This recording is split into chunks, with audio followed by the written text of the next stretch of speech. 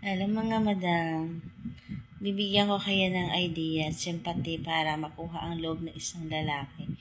Hindi the way to the flirt naman siya.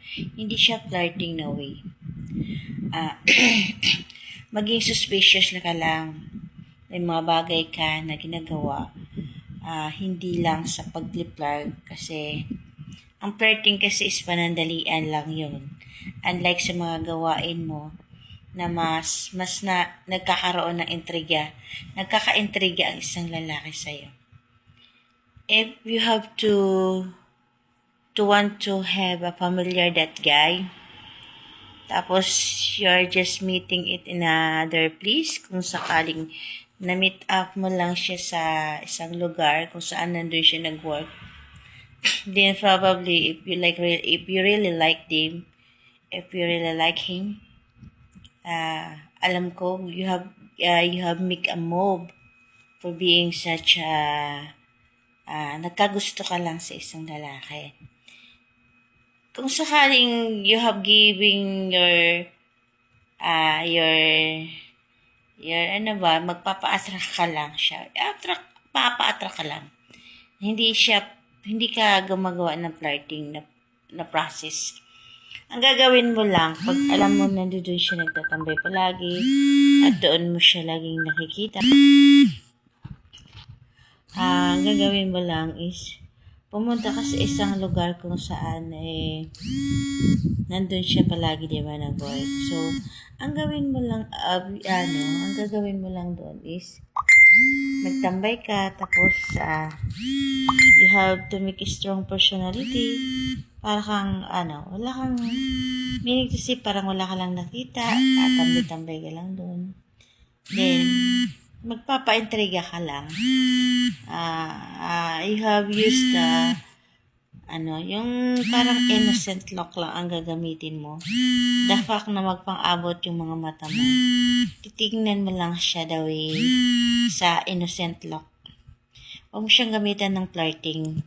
Kasi if you use the flirt kung gamitin mo yung flirting na paningin, so meaning to say, ibang tingin sa'yo, parang ang tangin sa'yo, easy to get ka lang ng girl, then pwede kanyang ikama agad.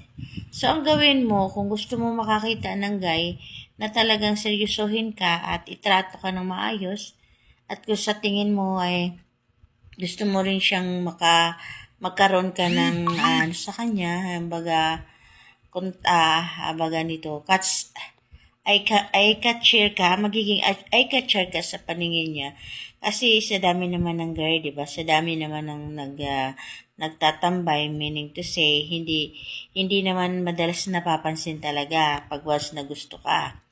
So, ang gagawin mo dito, you have to be suspicious. Magiging suspicious ka, being as a mystery girl.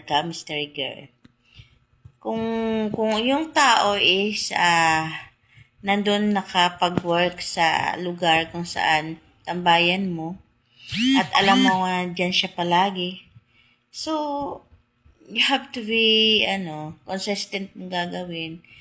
Kunwari nandun ka, nagka-coffee, then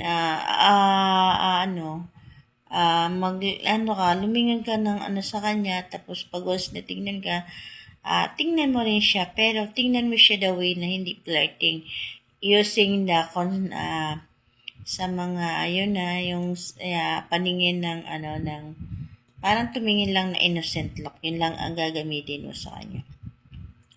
Then pwede ka lang lulubog-lilitaw sa lugar na yun. Pwede mo yung gawin yun. Kasi pag once na nagkaroon siya ng attachment sa, how the way to, contact mo siya, nagkaroon kayo ng eye contact, tapos nasususpicious siya sa'yo dahil, yung hindi ka naman talaga masyadong kasi ang babae kasi na hindi talaga nakipag-flirting, tapos the way ko decent lang yung galawan niya. Tapos may konting silay, tapos tingin, ganun. Ayun lang ang dapat nung gawin. Parang tinatawag nun is eye catcher lang, pero hindi siya flirting ang tawag nun. para lang siyang mapansin mo lang mapansin ka lang ng taong parang nagustuhan mo, na-crushan mo. Then, magiging suspicious ka. Behave ka lang sa isang tabi kasi more than kasi na suspicious ng isang tao, napapansin talaga ng isang tao.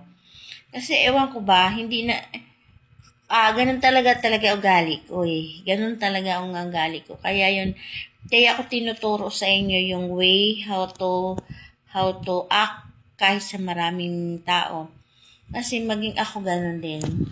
Kasi nakikita ko kasi bakit karamihan sa mga friend ko, hindi naman sila masyadong pinapansin. Pero sila yung nagpapapansin ha. Halos nakikipagkandungan na sila sa girl, boy. Masyado na silang nagpe-flirting, kung ano-ano na ginagawa nila sa boy. Kasi madalas, kami kasi dati lagi kaming in-invite ng mga birthday gano'n. Invited kami madalas sa birthday, lalo na mga mga professional karamihan doon, may mga engineer, abogado, police. Marami pong mga ganong mga inviting na gisting ganon. Birthday ganon. Ako kasi sa dami kasi namin magbabarkada, kaibigan. Sila kasi more than flirting kasi ginagawa nila. Masyado nilang binibigyan ng yung lalaki, binibigyan nila ng adore. Masyado nilang piniplease yung lalaki. Pero suddenly, hindi sila napapansin.